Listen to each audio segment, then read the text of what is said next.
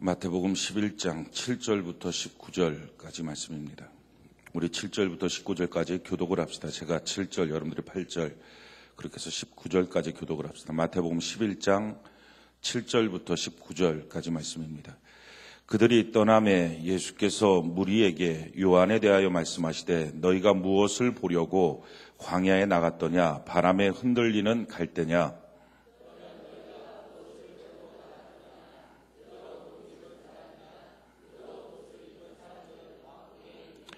그러면 너희가 어찌하여 나갔더냐? 선지자를 보기 위함이었더냐? 옳다. 내가 너희에게 이르노니 선지자보다 더 나은 자니라.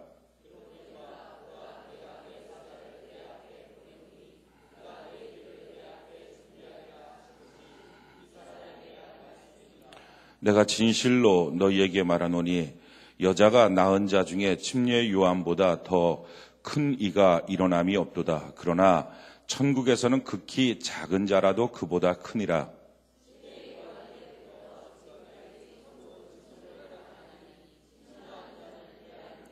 모든 선지자와 율법이 예언한 것은 요한까지니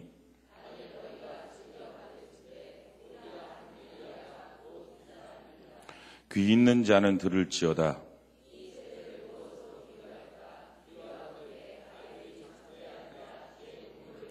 이르되 우리가 너희를 향하여 피리를 불어도 너희가 춤추지 않고 우리가 슬피 울어도 너희가 가슴을 치지 아니하였다 함과 같도다.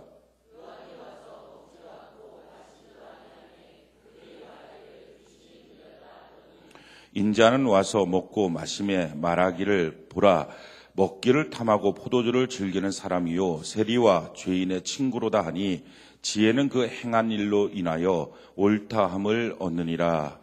아멘. 오늘 마태복음 강의 56번째 시간입니다. 천국을 소유하자라는 제목으로 하나님 말씀 증거하겠습니다.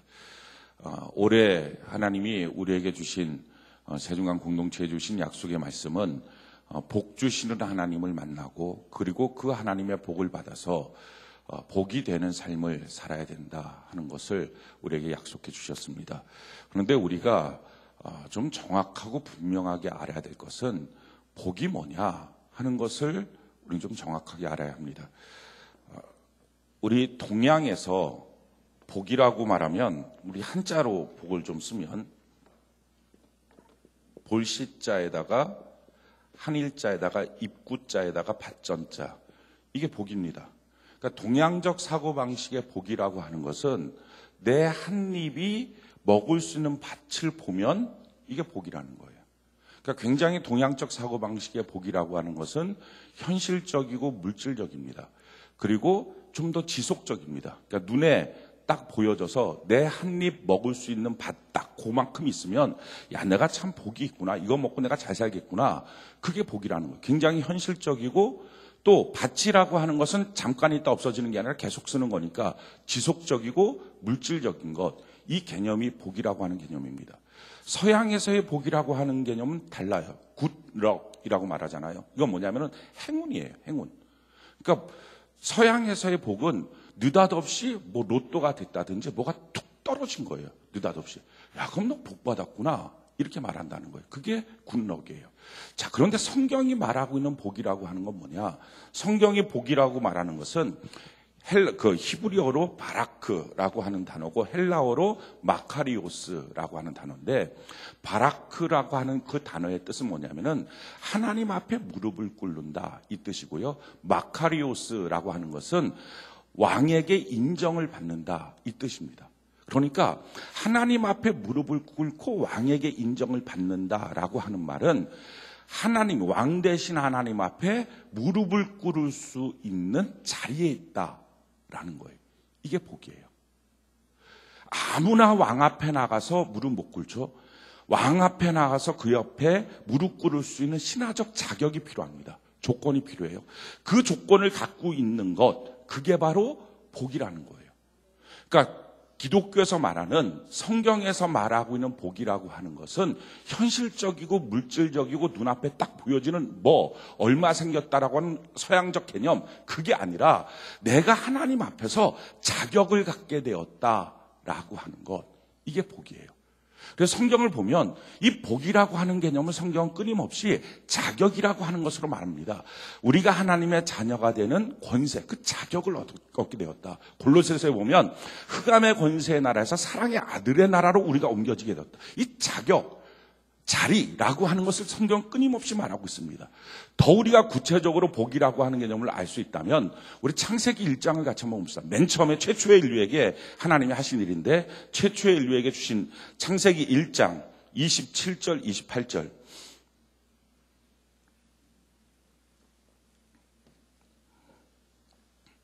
창세기 1장 27절 28절 우리 같이 한번 읽어봅시다. 창세기 1장 27절 28절 시작. 하나님이 자기 형상 곧 하나님의 형상대로 사람을 창조하시되 남자와 여자를 창조. 자, 거기까지요. 그 다음에 뭐라고 말합니까? 하나님이 그들에게 복을 주시며 복이라고 하는 걸 주셨어요. 근데 그 복이 뭡니까? 하나님 앞에 있을 수 있는 자리예요. 하나님 앞에 있을 수 있는 자격이에요. 그 복을 주신 거예요. 그 복을 주셔서 그 다음에 뭐라고 말합니까? 그 복이 이제 복으로 나타나야 되잖아요. 현세적으로 나타나야 되잖아요. 뭘로 나타납니까? 생육, 번성, 충만, 정복, 다스림으로 나타나는 거예요. 그러니까 이걸 성경적 개념으로 말하면 형통으로 나타나게 되었다라는 것입니다. 그러니까 복이라고 하는 것은 하나님 앞에 있는 자격을 말해요. 그러니까 에덴 동산에서 아담과 하와가 선악과를 먹었어요. 그럼 뭐가 상실했어요? 복이 없어진 거예요. 그러니까 하나님으로부터 그 자리에 못 있고 실라골이 된 거예요. 자리를 떠나게 된 거예요. 그러니까 자리를 떠나니까 그 다음부터는 생육, 번성, 정복, 다스림을 하고 싶어도 아무리 노력해도 안 되는 거예요. 하나님이 우리에게 복을 주셨어요. 그 복은 하나님 앞에 있을 수 있는 자격이에요. 자격. 그 자격을 갖고 복되게 사는 거예요. 이걸 형통이라고 말해요. 그걸 번성이라고 말해요. 그러니까 형통, 번성인 건 보다 관계적이고 물질적인 문제들이에요. 우리의 삶에 쉽게 생각하는 어떤 물질적인 부분. 근데 이 물질적인 부분이 복이 있기 때문에 복이 나타나는 거예요. 자, 복이 없는데 형통과 번성을 위해서 노력한다. 이걸 성경은 헛수고라고 말해요. 마찬가지로 복은 있는데 노력하지 않는다. 이거를 게으른 자라고 말해요. 그래서 달란트를 받았는데 그 달란트를 갖고 가서 땅에다 묻어뒀다. 그러니까 하나님 말하죠. 이 악하고 게으른 종아 슬피 울며 이를 감히 있으라. 밖으로 쫓겨나간다. 이게 게으른 자예요. 게으른 자. 자, 복도 없고 노력도 없고 복이 있는데 형통을 위해서 애썼다. 복은 없는데 형통을 위해서 애썼다. 복은 있는데 형통을 해서 노력하지 않았다. 복도 없고 형통도 없었다. 자, 순위를 매겨볼까요? 이건 당연히 1등이겠죠. 1등. 100점. 자, 그럼 꼴찌가 뭐예요? 다 꼴찌예요. 다 꼴찌. 뭘 따질 게 뭐가 있어요. 왜냐하면 다 빵점이에요. 다 빵점. 뭐 결과가 나오는 게 없는 거예요. 그런데 사람들이 착각을 하는 거예요. 이 복이 있으면 내가 아무것도 안 해도 다 생긴다라고 착각하는 거예요. 그러니까 복 받아라, 복 받아라. 성경에 복 받아라, 복 받아라. 아멘, 아멘, 아멘. 그렇게 하고 나서 복 받았다. 세상 온갖 가지 어려운 고통이 많아요. 근데 난 복 받았어. 난 복 받았어. 그래도 세상 사는 게 만만치가 않아요. 찢기고 괴롭고 힘들고 그러다 또 교회 와요. 복 받아라, 복 받아라. 아멘, 아멘, 아멘. 마취제 맞는 거예요. 그래서 막스가 그런 거예요. 기독교가 민중의 아편이라고. 그건 민중의 아편이에요. 기독교를 잘못되게 말하고 있는 거예요. 성경은 그렇게 말하고 있지 않아요. 하나님이 우리에게 복을 주셨다고요. 자, 그럼 이 복을 갖고 어떻게 돼요? 복이 나타나도록 사는 거예요. 우리는 어떻게 삽니까? 5년, 10년을 뛰어넘어서 살지 않아요. 우리 가끔가다 그런 꿈 꿉니다. 눈 딱 감았다 뜨면 그냥 그날이었으면 좋겠어요. 눈 감았다 뜨면 교회비 다 갚은 그날. 눈 감았다 뜨면 본당 만성 때 그날. 눈 감았다 딱 뜨면 대학 내가 원하는 대학 딱 들어간 그날. 이랬으면 그 과정이 싫은 거예요. 그렇다고 해서 그 과정을 안 겪으면서 사는 사람이 있습니까? 정말 눈 감았다 딱 뜨니까 그날. 그건 동양적 사고방식의 무릉도원. 도끼자루 썩는지 모르고 그냥 있었더니 거기서 그냥 있었다. 성경은 한 번도 그렇게 말하고 있지 않아요. 우리가 하루하루를 뚜벅뚜벅 사는 거예요. 하루하루 겪어야 될 일을 마땅히 겪으며 그냥 사는 거예요. 근데 그 겪으며 사는 일에 우리 하나님이 성령 하나님을 부어주셔서 할렐루야 우리를 인도하여 주십니다. 성경을 주어서 그 지도를 보고 가게 만들어 주십니다. 교회 공동체를 통하여 격려받고 함께 가게 만들어 주십니다. 이게 하나님이 주신 우리에게 놀라운 사랑이에요. 근데 그 길을 그냥 갑니까? 아무나 노력하면 갑니까? 그게 아니에요. 복을 받은 사람만 가는 거예요. 자, 이것을 이렇게 이해할 수 있습니다. 한 마을에 나쁜 용이 있어요. 이 나쁜 용이 막 그냥 사람들 다 잡아 죽이고 막 괴롭히는 용 한 마리가 있어요. 용 한 마리. 이 용 한 마리를 죽이려면 칼이 있어야 돼요. 근데 보통 칼이 아니고 죄송해요. 이게 제가 그림이나 글씨나 이게 안 돼. 엑스칼리버 뭐 이런 칼이 있는 거예요. 막 기가 막힌 칼이 있는 거예요. 이것만이 용을 땡강 목을 잘라 죽일 수 있는 거예요. 이 칼이 있어요. 근데 이 칼은 먼 산에 어떤 동굴 안에 있어요. 근데 먼 산의 동굴까지 가려면 여러 가지 험난한 일들이 있어요. 이게 판타지 소설이나 영화 같은 거 이런 거 많이 나오잖아요. 이런 게 있는 거예요. 막 있어요. 근데 여기까지 가서 이거를 가져와야 되는데 아무나 못 갖고 가요. 이 칼이 바위에 딱 꽂혀 있는데 이 바위에 꽂혀 있는 이 칼을 딱 꺼낼 수 있는 사람은 신탁을 받은 사람인 거예요. 이 마을에 이 용 때문에 맨날 고통을 받다가 어느 날 한 아이가 태어났어요.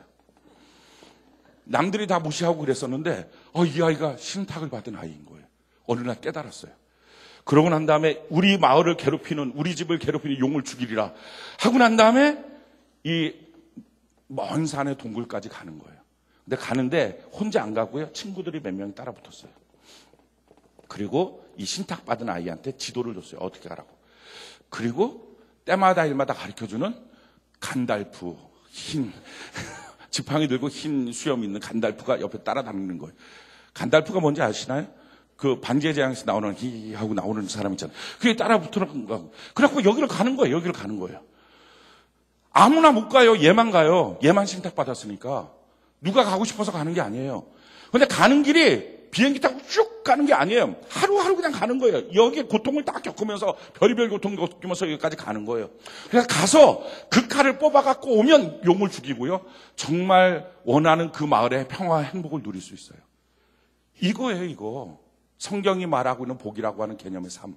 그러니까 지금 이 사람이 신탁을 받았잖아요. 이걸 뭐라 그래요? 복 있는 사람이라는 거예요, 이게. 그럼 신탁 받은 사람이 신탁 받았음에도 불구하고 안 가요. 여기 안 가. 그러면 안 가면 편안해요? 좋은 일이 생겨요? 아니에요. 용 때문에 맨날 괴로워요. 사업장 뒤집어지고 가정도 뒤집어지고 자녀도 뒤집어지고 다 엉망진창인 거예요.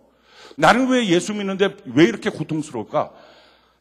가서 복의 현장을 이룰 수 있는 복이 될 수 있는 권능을 붙잡고 와야 되는데 이걸 안 한 거잖아요. 게으름.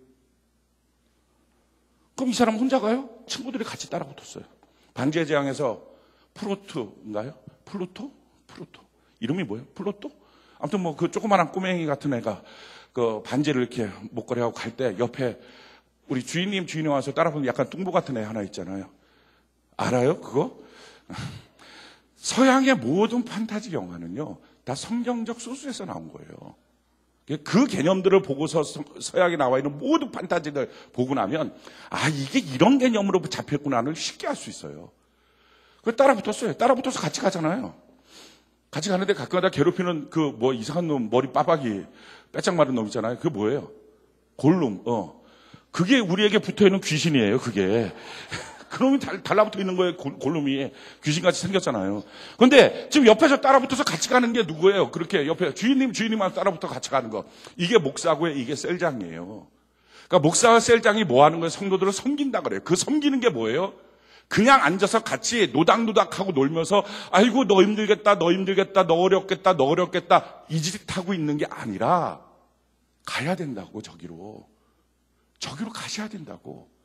중간에 가다가 쓰러지면 업고라도 가고 넘어지면 끌어안고라도 가고 이렇게 안 하고 아이고 너 힘들겠다 여기가 좋사오니 여기서 먹고 마시고 이걸 인본주의라 그래요.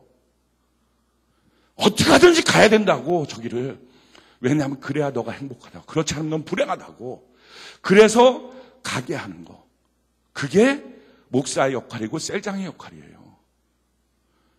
가는데 그냥 갑니까? 지도 보고 가잖아요. 그게 성경책이에요. 날마다 성경 보지 않으면 신앙생활은 실패할 수밖에 없는 게 지도가 없는데 어떻게 합니까? 그리고 간달프가 가끔가다 나오잖아요. 성령 하나님 가끔가다 도와주셔서 할렐루야. 다시 믿음을 주시고 깨닫게 하시고 갈 수 있는 길을 주시고 격려를 해주시고. 근데 그 길을 그렇게 걸어간 이유가 뭐예요? 나만 갈 수 있으니까. 동네 사람 다 가고 싶어도 못 가는 거니까. 왜? 그 사람은 신탁을 안 받고 나만 받았으니까. 이게 뭐예요? 나를 복받은 사람으로 하나님이 만들어 주신 거예요. 이걸 은혜라고 말해요. 은혜. 얘가 뭐 노력해서 이걸 신탁을 받은 게 아니고요. 정말 선물이었잖아요. 은혜. 여러분들의 집안에 복받은 사람이 여러분이라면 여러분들 말고 누가 갑니까? 여러분들의 지역과 여러분들의 사회에 여러분들이 복받은 사람이라면 여러분들 말고 누가 갑니까? 누가 가서 여러분들의 도전하고 있는 악한 마귀를 이깁니까? 그 문제를 해결할 수 있는 사람이 누가 있습니까? 이거 가는 거요. 그냥 비행기 타고 후회랑 가는 게 아니잖아요. 하루하루를 밟으면서 가잖아요. 하루하루 그 고통 가운데 가는 거예요. 그 고통을 견디면서 걸어가는 거예요. 신앙생활 만만한 거 아니에요. 사람들 착각합니다. 신앙생활 나와서 그냥 기도하고 대충 있으면 그럼 뭐 하나님이 알아서 복 주겠지 뭐 알아서 뭐가 되겠지. 제가 지금까지 목회하면서요. 아니 성경을 통해서 연구해 본 결과에 따르면요. 단 한 명도 알아서 하나님이 복 준 사람은 없어요.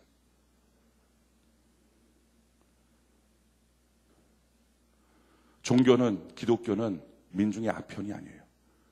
교회 나와서 하루 좋다 하고서 그냥 너 복 준다. 나 잘 됐다.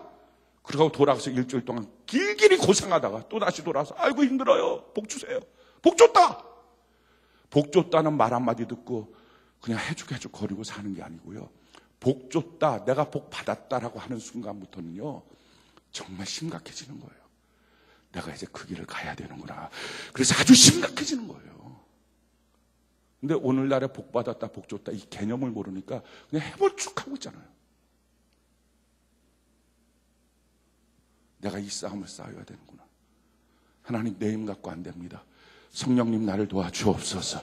주의 말씀을 붙들고 살겠습니다. 그때부터 복 받았다 하고 하늘 때부터 교회 공동체가 그렇게 귀한 거예요. 여기서 격려받지 않으면, 여기서 위로받지 않으면 내가 갈 수가 없다.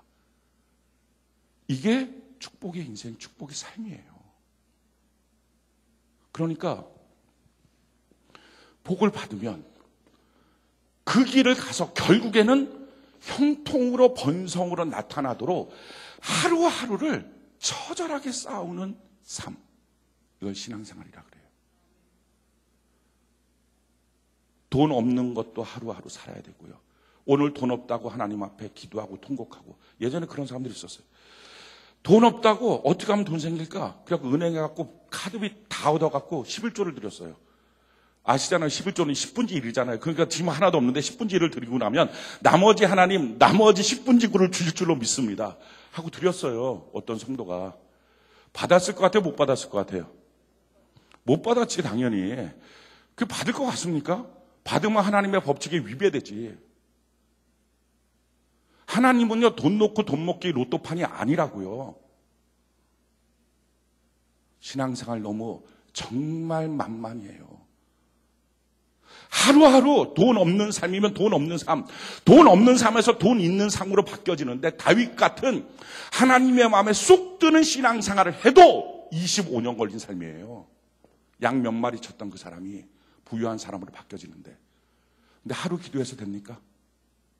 하루 기도해서 사업장이 바뀔까요? 가정에 회복되는 거 한 번 가서 예수 믿으세요 말한다고 될까요?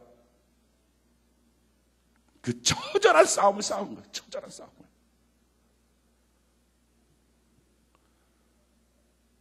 그래서 기독교는요 민중의 아편이 아니에요. 아편 맞고 해롱해롱 살 수 있는 게 없어요. 하루하루를 살아야 되니까 정말 맑은 정신으로 성경을 보고 맑은 정신으로 기도하여 성령의 충만함을 받고 맑은 정신으로 영적인 분별력을 갖고 걸어가야 되는 거예요. 이게 기독교예요. 그리고 각오와 결단을 하는 거예요. 하나님, 내가 이 길에서 쓰러지지 않겠습니다. 넘어지지 않겠습니다. 우리 조금 전에 찬양 불렀어요. 찬송가 491장인가요? 그 가사를 보면요. 저 높은 곳을 향하여 날마다 나아갑니다. 그래요. 우리 날마다 가는 길이에요. 올해도 날마다 하루하루 걸어갈 거예요. 그 하루하루의 길이 오늘도 돈 때문에 괴로웠던 그 길이 한 달 후에도 돈 때문에 괴로울 그 길이에요. 그런데 우리는 그 길을 갑니다. 왜 가요? 소망이 있으니까. 나만이 복받았으니까.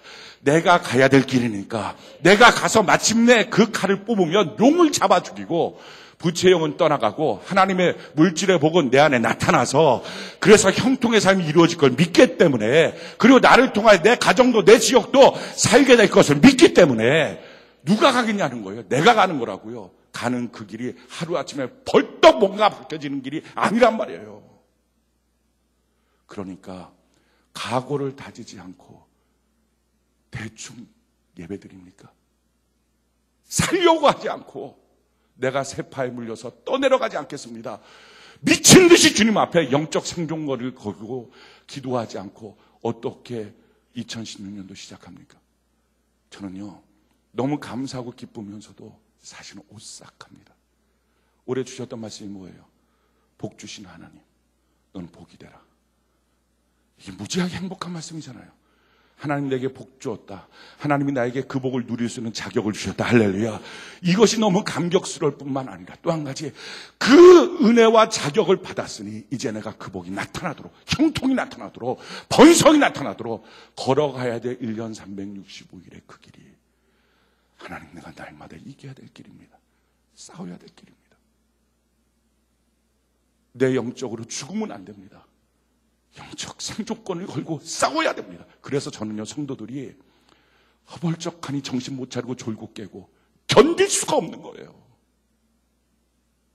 과연 이들이 말씀을 알까? 올해를 향한 하나님의 계획을 알까? 편하고 싶고 대충 살아도 되는 것들이 나타나니까 하나님의 복 준다고 말했을 것 같습니까? 그러려면 하나님 그런 말씀도 안 하시겠죠. 어느 해보다도 우리가 견디는 하루하루는 고통스럽고 힘들 수 있어요. 그런데 그 길을 가는 이유가 있어요. 나는 갈 수 있으니까. 나는 가도록 하나님이 은혜를 베풀어 주셨으니까. 나는 가도록 하나님이 복을 주셨으니까. 그리고 가면 반드시 이기게 되니까, 승리하게 되니까, 거기서 내가 이기지 못하고 지고 말면 나뿐만 아니라 내 가정도, 내 교회도, 내 지역사회도 다 죽고 마니까. 이걸 아니까요, 하루하루 싸워야 될 일 앞에 하나님, 주님 내가 절실합니다. 절실합니다. 그 고백이 나오는 거예요. 신앙생활은요, 아편이 아니에요. 좋은 말 한두 마디 듣고 기분 좋게 돌아가는 것, 좋은 안수기도 한두 번 받고 기분 좋게 돌아가는 게 아니고요. 저는 그렇게 말할 수 있어요. 잘 될 거라고, 복이 있을 거라고. 왜? 마지막 알파가 되시고 오메가가 되신 하나님, 끝을 보니까 잘 되는 거거든요. 끝 보고 말할 수 있어요. 잘 된다고. 그런데 어차피 같이 갈 거리 아닙니까? 여러분들 보내고 저는 뒷짐지고 잘 갔다 와요 하겠습니까? 교회는 그게 아닌데, 같이 걸어갈 길인데, 그럼 얘기해 줘야 되잖아요. 잘 될 거예요. 그 끝에 하나님의 영광이 있어요. 상상하지 못할 하나님의 은혜가 있어요. 그러나 걸어가는 그 길, 우리 하루하루 애쓰며 가야 합니다. 하루하루 정말 고통스러워도 감사하며 가야 됩니다. 하나님의 말씀대로 살면서 가야 합니다. 해야 되지 않겠냐고요. 그러면서 정신 차리라고. 가다가 미끄러지면 그냥 당신은 끝이라고 말해줘야 되지 않습니까? 그런데 참 답답한 것은요, 오늘날 성도들이 그런 영적 감각들이 없는 거예요. 정말 종교적 의식으로 교회를 나오는 거예요. 그리고 그렇게 말하면 힘들다 그래요. 그럼 그렇게 말하지 않으면 안 힘들어요, 인생이. 쉽고 편합니까? 힘든데도 그렇게 말하는 이유가 있어요. 우리가 갈 길은요, 분명하고요. 가면 이룰 수 있고요. 하나님이 복을 주셨고요. 그러기에 우리는 갈 수 있는 사람이 된 거예요. 이걸 확인하자는 거예요. 이걸. 우리가 왜 기도합니까? 응답 받을지 못 받을지 모르니까 아니에요. 응답이 확실하니까 애쓰고 힘쓰면서 기도하는 거예요. 기도의 과정이 쉽습니까? 안 쉬워요. 이번에 산에 가서 기도할 때도 하나님 앞에 4시간 혹시라도 내가 정신 놓칠까 봐 기도하다가 혹시라도 내가 꾸벅할까 봐 그냥 서서 기도했어요. 하나님 앞에 4시간 동안. 또 4시간 또 서서 기도하고. 쉬울 것 같습니까? 찬송이 쉽습니까? 말씀 듣고 말씀을 적용하는 삶이 쉽습니까? 우리 신앙생활 단 하나도 쉬운 거 없어요. 내 힘 갖고 그래서 안 되는 거예요. 그러니까 성령님이 필요한 거예요. 아멘이십니까? 그러니까요. 사도 바울이 은혜를 받았어요. 고린도서 15장 10절에 보니까 그 은혜를 갖고 수고했다는 거예요. 그게 신앙이에요. 자, 오늘 본문 말씀을 한번 볼까요? 예수님이 친히 하신 말씀이죠. 오늘 마태복음 11장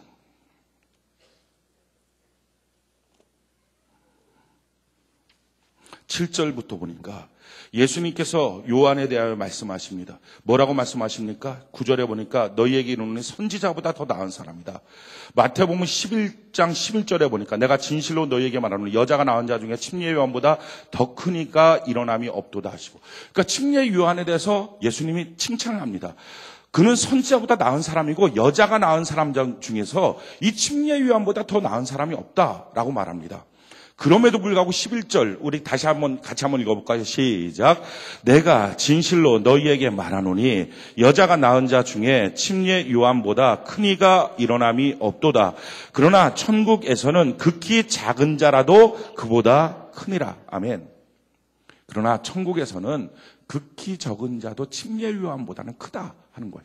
우리가 이 땅을 살 때 별 큰 일 안 해도 적게 일한다 할지라도 침례 요한보다는 다 크다라고 하는 말씀입니다. 자, 침례 요한이라고 하는 사람은 무엇을 대표하는가? 13절 같이 한번 볼까요? 13절 같이 한 목소리 시작. 모든 선지자와 율법이 예언한 것은 요한까지니. 아멘. 그러니까 구약 성경의 모든 선지자와 율법의 예언의 끝까지가 요한이다. 쉽게 말하면 이 침례 요한이라고 하는 사람은 구약의 최종적인 대표자가 됩니다. 근데 최종적인 대표자 이 침례 요한, 그래서 어떤 여인이 낳은 사람보다 가장 크다. 선지자, 어떤 선지자들보다 가장 크다. 왜? 최종적인 대표자이기 때문에 가장 크다. 그러나 어느 누구도 가장 적은 자라 할지라도 천국에서는 요한보다 다 크다라는 말씀이에요. 이건 예수 믿는 우리들이 갖고 있는 이 권세가 뭔지, 얼마나 기가 막힌 우리가 자리에 있는지를 우리가 알아야 합니다. 침례 요한 때까지 구약의 모든 사람들을 향해서 하나님은 그들을 뭐라고 말했느냐? 친구라고 말했어요. 최고의 호칭. 그래서 이사야 41장에 보면 아브라함을 향해서 너는 내 친구다라고 말합니다. 친구. 침례 요한을 향해서도 너는 나의 친구다라고 말했어요. 근데 신약으로 와서 예수 그리스도의 죽으심과 부활하심을 경험하고 그리고 예수 그리스도를 믿은 하나님의 백성들, 성도들을 향해서 뭐라고 말하느냐? 친구라고 말하지 않고 뭐라고 말합니까? 예수님의 신부라고 말해요. 신부. 친구가 더 높아요? 신부가 더 높아요? 왕이라고 했을 때 왕의 친구가 더 높아요? 왕의 신부가 더 높아요? 왕의 신부가 뭐예요? 왕비예요. 왕비예요. 지금 그걸 말하고 있는 거예요. 왕비 중에 제일 적은 왕비라 할지라도 친구보다는 높다 라고 지금 말씀하고 있는 거예요. 자, 그래서 침례 요한이 스스로 고백한 것입니다. 요한복음 3장 29절 우리 한번 띄워주시고 같이 한번 읽어볼까요? 시작. 신부를 취하는 자는 신랑이나 서서 신랑의 음성을 듣는 친구가 크게 기뻐하나니 나는 이러한 기쁨으로 충만하였도다. 자, 지금 예수님을 보면서 침례 요한이 말하는 것입니다. 신부를 취하는 자는 신랑이나 지금 그런 일들을 보면서 기뻐하는 건 친구인데 내가 지금 그 기쁨으로 가득 차 있다. 그러니까 침례 요한은 자기를 뭐라고 말해요? 난 예수님의 친구이지 신부는 아니다. 구약의 모든 대표자의 마지막 끝이 친구라는 거예요. 친구. 그런데 신약에 있는 모든 사람들은 가장 적은 사람이라도 예수님의 신부가 된다 하는 것입니다. 아무리 신분이 낮은 사람이라 할지라도 결혼하고 나면 그 남편의 신분으로 자기가 올라가는 것처럼, 형편없는 사람이라 할지라도 결혼하고 나면 왕이면 왕비의 자리로 올라가는 것처럼 신분이 바뀌어진다는 것입니다. 그래서 저와 여러분들은요, 구약에는 어떤 인물보다 더 뛰어난 인물인 줄로 믿습니다. 자, 그런데 그 다음에 주시는 주님의 말씀, 기가 막힌 말씀이에요. 뭐라고 말합니까? 11절, 11절, 12절. 우리 같이 한번 읽어볼까? 11절, 12절. 같이 한 목소리 시작. 내가 진실로 너희에게 말하노니 여자가 낳은 자 중에 침례 요한보다 큰 이가 일어남이 없도다. 그러나 천국에서는 극히 작은 자라도 그보다 크니라. 침례 요한의 때부터 지금까지 천국은 침노를 당하노니 침노하는 자는 빼앗느니라. 그러면서 뭐라고 말합니까? 이 천국은 침노해야 얻어지는 것이다 라는 거예요. 자, 결혼했어요. 그래갖고 형편없는 하층민의 사람이 왕의 마음에 들어서, 술라민 여인처럼, 아가서에 있는 술라민 여인처럼 왕의 마음에 들어서 왕비가 됐어요. 얼마나 높아졌어요. 다른 누구보다, 친구들보다 상대가 안 될 만큼 너무 존귀한 위치와 자리를 얻었습니다. 자, 존귀한 위치와 자리를 얻었으면 다 된 거예요? 다 행복해요? 아니죠. 무슨 말들이 있을까요? 첫 번째, 같지도 않은 게 왕비 돼서. 이 말 없겠어요? 왕비다운 지식도 없네? 이런 말 없겠어요? 왕비다운 배경도 없네? 왕비다운 학벌도 없네? 왕비답게 교육도 못 배웠고 예전도 못 배웠네? 이런 말 없을 것 같아요. 우리 사극 보면요, 이런 거 무지 많아요. 그래갖고 이 무수리 같은 사람이 왕의 마음에 들어서 애 하나 낳으면요, 그러고 난 다음에 그 혈통에 대해서 얼마나 의심받습니까? 그래서 나온 게 영조, 그 아들 갈등 생기면서 사도, 아버지 이렇게 하고 죽는 거잖아요. 그런 이유들이 왜 생겼습니까? 왕이 됐으나, 쉽게 말하면 왕비가 됐으나 끊임없이 그 자격에 대한 시비가 있지 않냐는 거예요. 그럼 왕이 그 자격 시비 없애줄 것 같아요? 아니에요. 이 왕비가 오롯이 싸워서 이겨야 될 것 아닙니까? 왜 자격 없어라면 자격이 있는 걸, 능력을 구하고 권세를 구하고 실력을 만들고 그 과정, 하루하루의 과정을 통해서 얻어진 것으로 보여줘야 되잖아요. 너가 무슨 셀장이야? 담임 목사가 아니야, 그런 말 하면 안 돼, 막아줄 것 같습니까? 자격 없는 나를 그렇게 만들어줬으면 그 다음에 어떻게 해야 돼요? 말씀 보고 기도하고, 그래서 능력으로, 말씀에 대한 지식으로, 사랑으로 그 자리에 있을 수 있는 위치가 됐다는 걸 증명해야 되지 않습니까? 처음부터 누가 그 자리에 있겠어요? 처음부터 그 자리에 없어요. 우리 다 형편없는 죄인이었어요. 근데 하나님이 그 자리를 세워주셨어요. 하나님의 자녀가 되는 권세를 주셨어요. 주시고 난 다음에 어떻게 해야 돼요? 천국은 침노하는 거예요. 이제 정말 내 자리로 만들어야 되는 거예요. 내 위치가 되도록 만들어버리는 거예요. 지금 그거를 안 하면서 힘들다, 어렵다라고 말하면 버림받는 길밖에 더 이상 없지 않냐는 거예요. 복이 있는데 형통을 안 가고 노력 안 하면서 저절로 무엇인가 굴러 떨어질 거라고 생각하면 아무것도 없는 거와 진배없지 않습니까?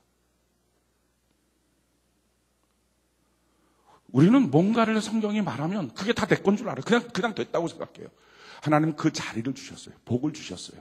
그걸 은혜라고 말해요. 할렐루야. 그 자리, 그 위치를 줬어요. 우리로 하여금 기도할 수 있는 자리를 줬어요. 하나님을 향해서 아저씨라고 안 부르고요, 왕이여 이렇게 안 부르고요, 아버지 하나님, 할렐루야, 이렇게 부를 수 있는 아버지와 아들의 관계를 만들어 주셨어요. 아들의 영을 우리에게 주신 거예요. 그러고 나서 정말 그가 기도의 역사를 이룰 수 있는 기도의 능력자가 되는 것은 오롯이 그의 못 아니겠냐는 거예요. 기도도 안 하는데 그 목소리 그냥 툭툭 던져줄 하나님이 아니라는 거예요. 성경은 그렇게 말하고 있지 않다는 거예요. 그러니까 사람들이 나는 왜 기도가 안 되죠? 안 하니까. 누구를 탓합니까? 나는 왜 예배가 안 되죠? 안 드리니까. 나는 왜 성경에서 모르죠? 안 보니까. 나는 왜 사랑이 안 될까요? 자기를 희생하지 않으니까. 왜 나는 복이 없을까요? 복되게 안 사니까.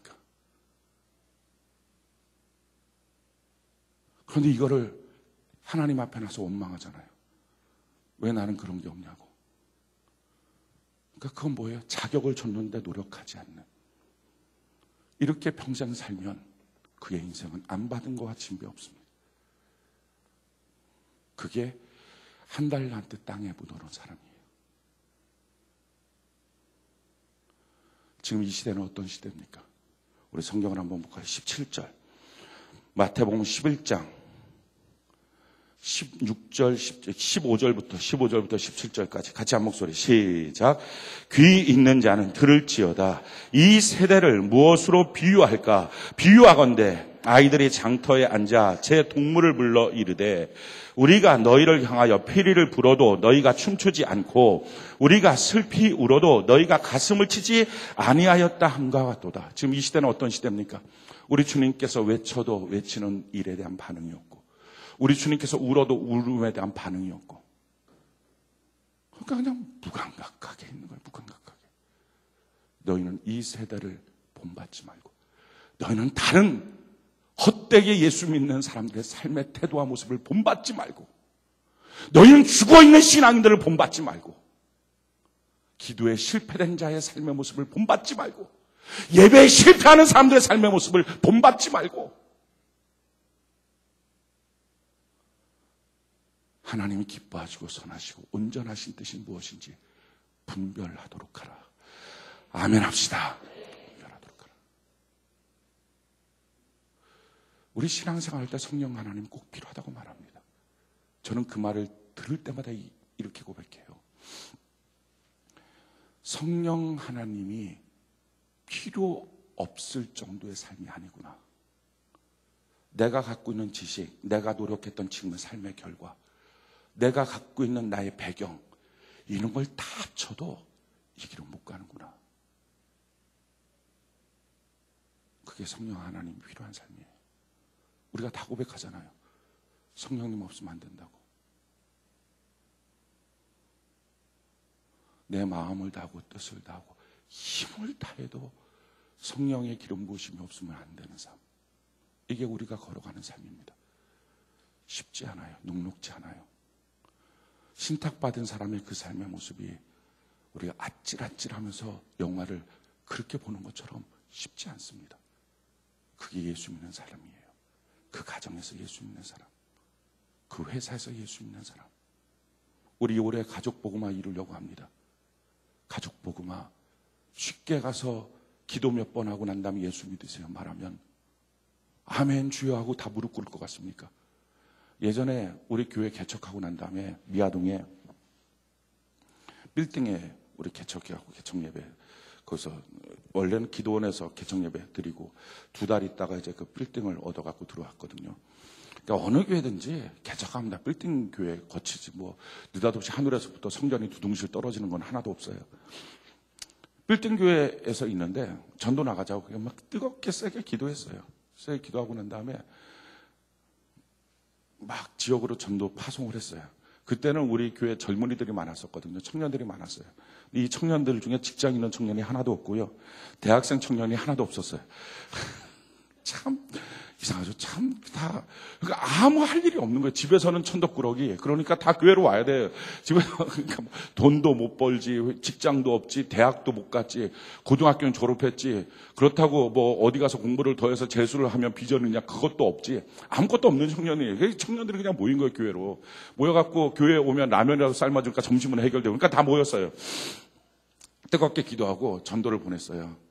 근데 전도하고 왔는데 코가 쭉 빠져갖고 오는 거예요. 왜 이렇게 코가 쭉 빠져갖고 오냐 그랬더니 성경이 아니라는 거예요. 성경대로 안 되더라는 거예요. 무슨 얘기냐 그랬더니 가고 복음을 증거하면 사도행전 2장의 말씀처럼 거기서 예루살렘에서 베드로가 복음을 증거하니까 막 그 예루살렘의 사람들이 왔고 막 3만 명, 5만 명이 무릎을 딱 꿇으면서 형제여 우리가 죄를 범하였노라.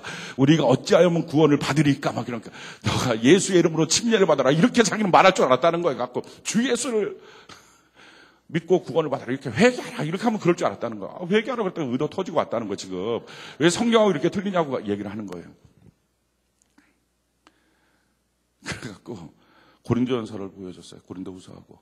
사도 바울이 그 전도를 가면서 3번에 걸쳐 죽을 위기도 넘기고 강요의 위험, 강도의 위험. 대충 맞은 게 은혜다야. 거기서 죽을 뻔했었는데 대충 맞은 게 은혜다. 우리는요 그런 건 다 빼놓고 뭐 하나 일어난 사건, 그게 그냥 내 거.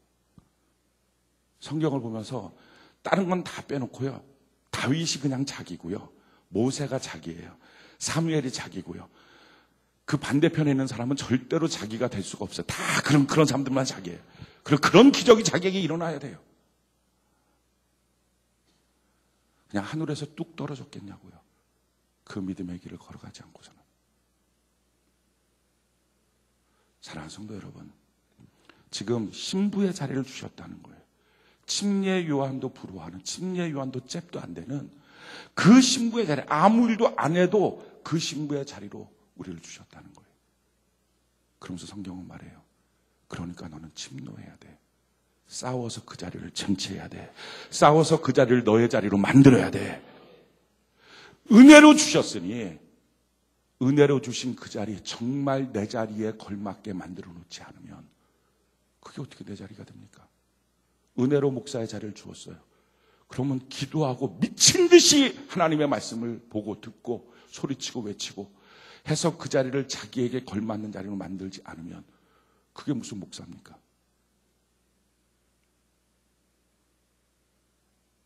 우리는 받으면 끝나는 줄 알아요. 결혼하고 나면 끝나는 줄 알아요. 왕비가 돼서 있으면 다 끝나는 줄 알아요. 그리고 나서 어떤 사람이 왔고 당신 보고 왕비 자격 없다고 말하는데요 라는 말 한마디 듣면 속상하고 힘들어갖고 와갖고서 나보고 자격 없대요. 나 어떻게 하면 좋아요? 뭐 이러면서 그냥 뭐 자격 없다고 이러려면 나를 왜 뽑아놨어요?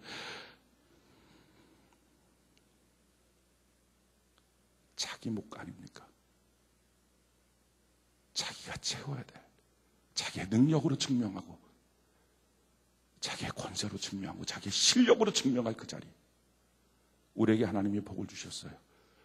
우리에게 그 복이 가정에서 삶의 터전에서 나타나야 될 줄로 믿습니다. 그렇다면 오롯이 그것은 내가 증명해야 될 내 목 아니냐는 거예요. 나의 기도로, 나의 예배로, 나의 섬김으로, 하나님의 말씀을 적용함으로.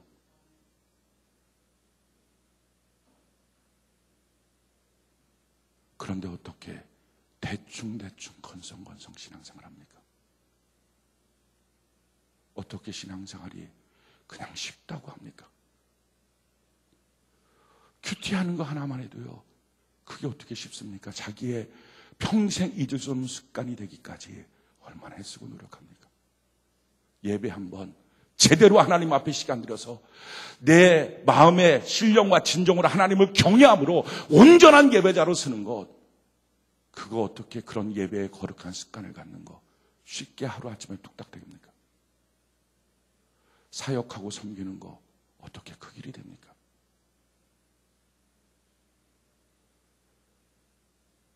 우리 주변 사람들은요, 주님이 뭐라고 말하든 울어도 울지 않고 노래해도 노래 부르지 않고, 이게 우리 주변이에요. 이게 우리 오늘날의 기독교의 모습이에요. 성경이 뭐라고 말하든 하나님이 뭐라고 말하든 다 상관없어요. 그냥 교회는 나와서 립 서비스 받는 곳이고요. 와갖고 좋은 말 듣고 돌아가면 되고요. 좋은 얘기 듣고 좋다 하고서 끝나고 돌아가면 돼요. 그러면 그렇게 살다가 어느 날 천국 갈 거라고 생각하고요. 그렇게 살다가 어느 날 좋은 일이 생길 거라고 생각해요. 서양의 군럽밖에 안 되는 복이라고 생각해요.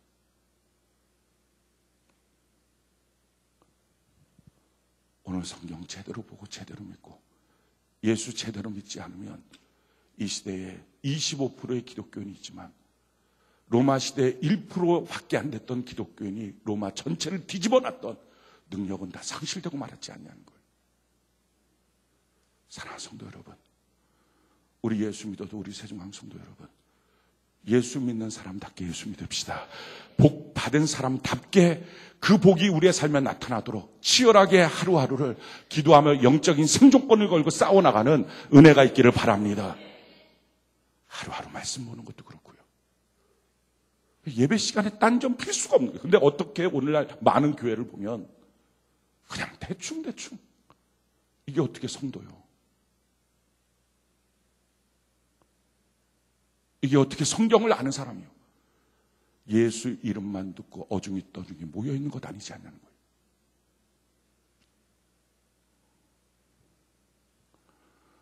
정말 예수 피로 거듭나고 변화받고 성경이 무엇이라고 말하는지 알고 있다면, 그리고 내게 주신 그 자리가 얼마나 귀한 자리인 줄 안다면, 나 같은 죄인 붙잡아서 예수님의 신부로 예수님과 같은 자리에 앉도록 해주셨다면, 하나님, 내가 아직 그런 자격 안 되지만, 내가 아직 그런 능력 안 되지만, 너 정말 예수님 바로 옆에 예수님의 신부처럼 있지 못하는구나. 그만큼 거룩하지 않구나. 그렇게 정결하지 않구나. 그렇게 사랑이 있지 않구나. 그렇게 능력이 있지 않구나. 라고 말하는 수많은 사람들의 질타 가운데 억울해만 할 게 아니라, 힘들다고 눈물만 흘릴 게 아니라, 주여 그 자리 세워주셨는데 그 자리 감당하지 못하고 침노하지 못하고 천국을 소유하지 못하고 벌벌 떨고 세상 앞에서도 기고 있는 내 모습 불쌍히 여기시고, 이제부터 올해 2016년도 싸워서 그 길을 이기게 하여 주시고, 천국을 소유하게 하여 주시고, 소유한 자만이 누리는 것인데 누리게 하여 주시옵소서.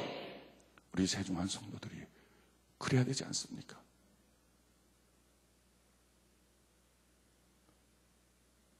그래서 기도도 기도되게, 예배도 예배되게, 성도가 성도 되게 우리 그렇게 살아가는 은혜가 있기를 예수님 이름으로 축원합니다.